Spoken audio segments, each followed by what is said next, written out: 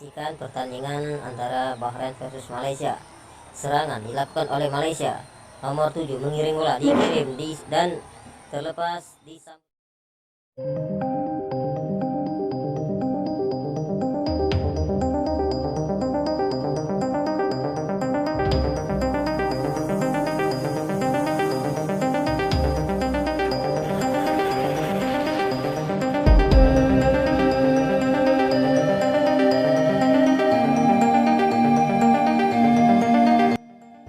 Beda cerita negara serumpun Malaysia kalah memalukan melawan Bahrain tadi malam.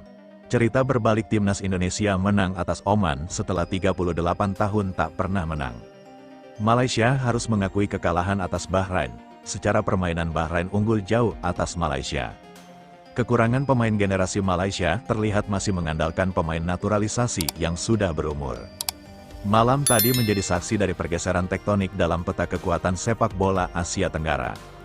Dua negara serumpun Indonesia dan Malaysia melakoni laga FIFA Matchday untuk memperkuat chemistry antar pena.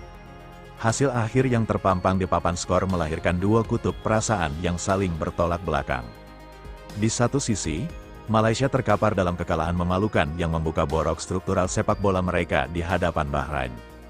Di sisi lain, timnas Indonesia mengukir tinta emas sejarah dengan menumbangkan kutukan 38 tahun tanpa pernah menang atas Oman. Kontras ini bukan sekadar tentang 3 poin yang hilang atau didapat, melainkan tentang buah dari dua arah kebijakan sepak bola yang bertolak belakang. Yang satu terjebak dalam zona nyaman masa lalu, sementara yang lain berani memotong satu generasi demi membangun masa depan. Bagi publik sepak bola Malaysia, kekalahan dari Bahrain bukan hanya sekadar kekecewaan biasa, melainkan sebuah realitas pahit yang menamparkan wajah mereka secara keras. Bermain di bawah ekspektasi tinggi, tim nasional Malaysia justru tampil tanpa arah, tanpa kreativitas, dan yang paling parah, tanpa energi untuk mengimbangi permainan cepat. Secara kualitas permainan, Bahrain unggul segalanya.